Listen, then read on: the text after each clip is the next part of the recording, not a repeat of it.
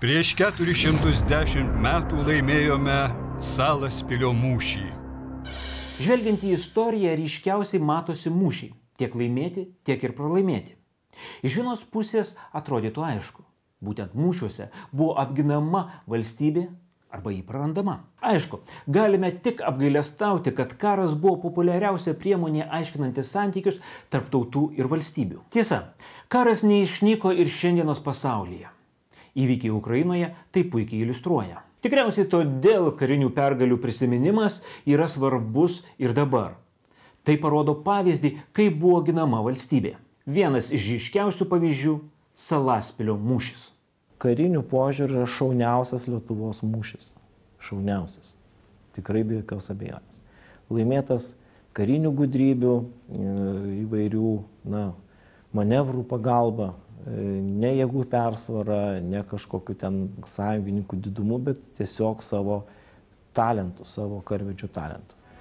Kretingoje priešais muziejų yra parkas. Kažkur ten augo Etmono ąžuolas. Taip jis buvo vadinamas todėl, kad po juo ilsėtis mėgo Karolis Chodkevičius, Salaspilio mūšio didvyris.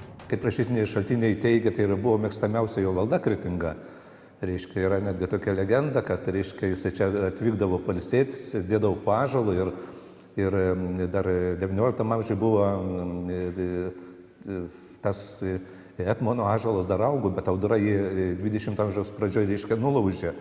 Ir ten Tiškevičiaus sodininkas skaičiavo rieves ir paskaičiavo, kad iš tikrųjų, kad turėjo siekti, reiškia, to ąžuolo ištakos pradžia būtent Chodkevičiaus laikus. Kretinga yra labai susijusi su šia pergale. Šio mūšio didvyris buvo jos krikštatėvis. Juk mažai kas žino, kad ilgą laiką Kretinga buvo vadinama visai kitu vardu. 1605 metų rugsėjo mėnesį vyko garsusis Salaspilio mūšis, kuriame Jonas Karolis Chodkevičius, turėdamas mažesnės karinės pajėgas, sutriuškino švedų karalių Karolį. Ir būtent šitai pergaliai pagerbti, toks yra pasakojimas, buvo nutarta statyti Kretingoj bažnyčią su vienuolynu ir įkurti miestą. Ir tam miestui Jonas Karolis Chodkevičius davė negi savo vardą, jį pavadino Karolštatu. Kretinga reiškia nuo jos įkūrimo 1609 metais iki miestų teisių, Magdeburgo teisių praradimo 1775 metais oficialiai vadinosi Karolštatu. Pats Salaspilio mūšis vyko pasitelkiant išmonę. Švedai buvo įvilioti į griovį, po to lietuviai atliko manevrą panašų į tą, kuris buvo atliktas Žalgirio mūšyje. Traukėsi. O švedų kavalerija neatsispyrė pagundai persekioti ir pateko į Pasalą. Negana to, šiame mūšyje buvo panaudota dar viena gudrybė. Neturint daug kareivių, taip pat ir rezervo mes nedaug turėjom. Ir jie galėjo tiesiog mus prispausti prie Dauguvos ir sutraiškyti.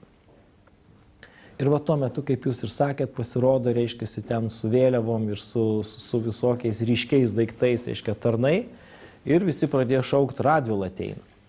Tai sukėlė supantiems švedams labai didelį nesaugumo jausmą. Kasgi čia iš tikrųjų darosi, ir tada paskutinis jau Jono Karolio Chodkevičiaus rezervas smogė švedams iš sparno. Ir jie tada, tie kavaleristai, neatlaiko. Galiausiai mūšio lauke liko tik pėstininkai.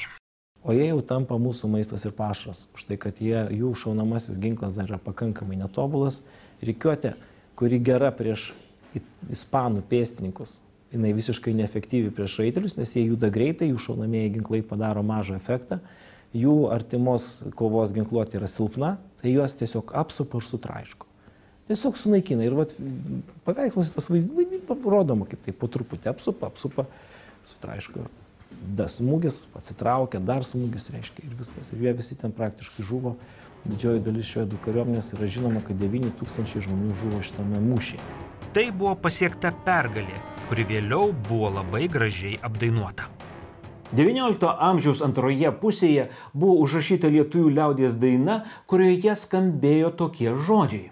Ir atein žuvėdų pulkas, žuvėdų pulks narsiųjų, kaip ant plecio sustojom, visus žuvėdus iškapojom. Mūsų Katkus labai drūts, tikras buvo karaliuks. Katkus tai Chodkevičius, laimėjęs Salaspilio mūšį.